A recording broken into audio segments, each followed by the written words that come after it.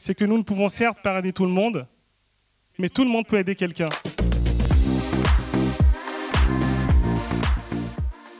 Alors, comment justifier que la réussite de certains jeunes dépend du déterminisme social, culturel ou économique?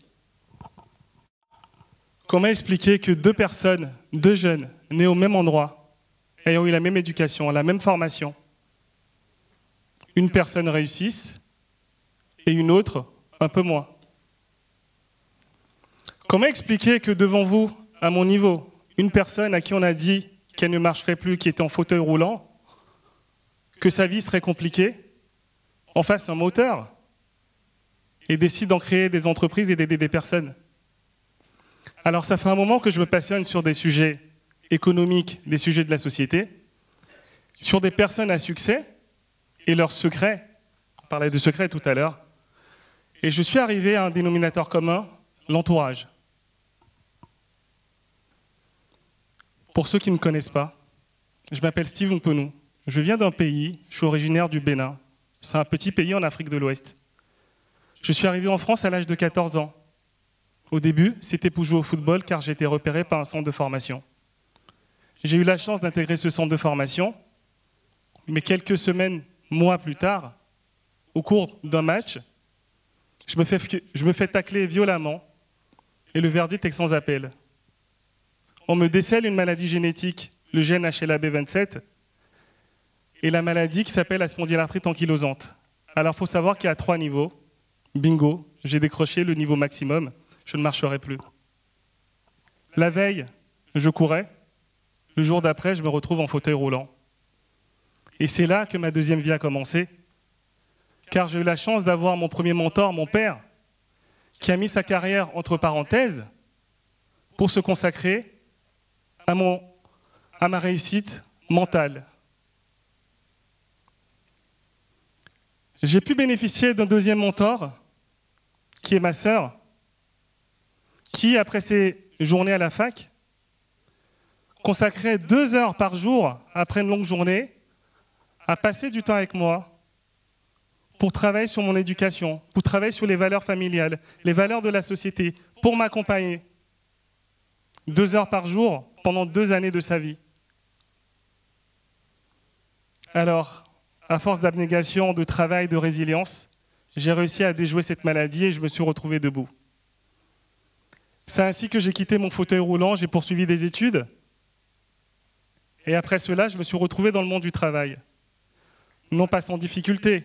Après de longues études, j'ai eu la chance d'être le plus jeune directeur commercial d'Europe dans une multinationale de luxe.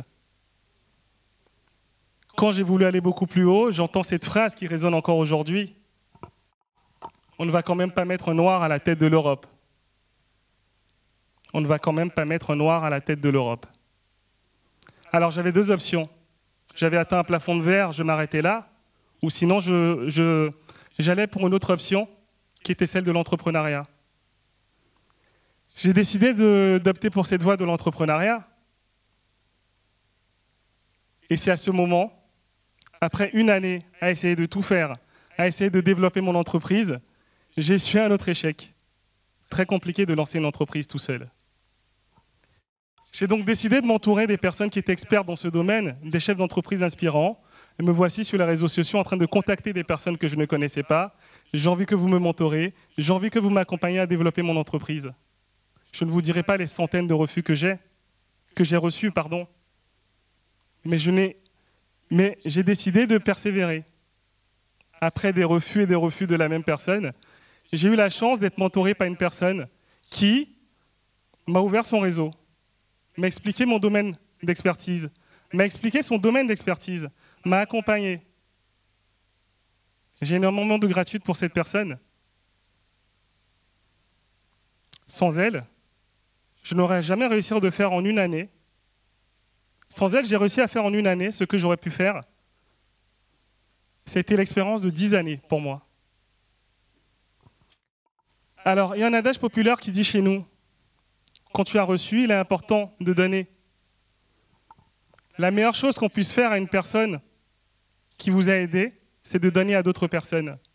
Alors, c'est ainsi que j'ai décidé à mon tour d'accompagner des personnes dont les valeurs étaient proches des miennes.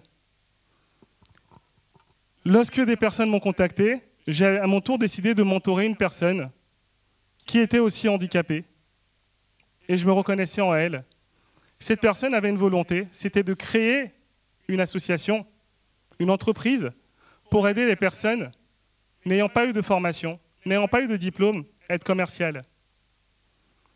Et donc on a travaillé sur son why, on a travaillé sur ses valeurs, on a travaillé sur son positionnement, on a travaillé sur sa mission fondamentale. Je lui ai aussi à mon tour ouvert mon réseau et je suis fier de savoir que cette personne aujourd'hui accompagne des centaines de personnes à rentrer dans le monde de l'emploi.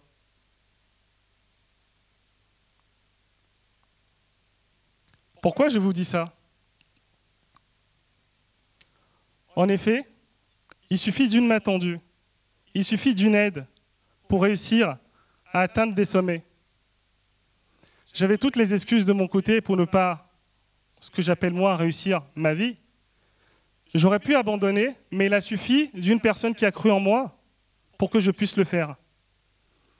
Aujourd'hui, je suis fier de pouvoir accompagner des personnes à mon tour. Et mon message aujourd'hui, c'est que nous ne pouvons certes pas aider tout le monde, mais tout le monde peut aider quelqu'un.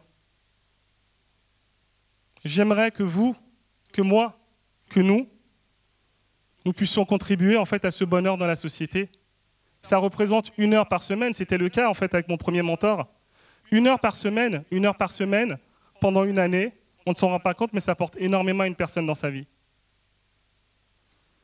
J'ai la chance aujourd'hui d'être conférencier, ça ne serait pas possible sans cette personne.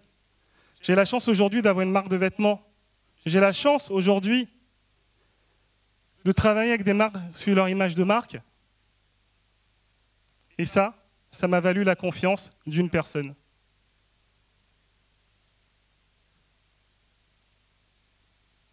C'est pour ça que j'ai décidé en fait de partager ce message.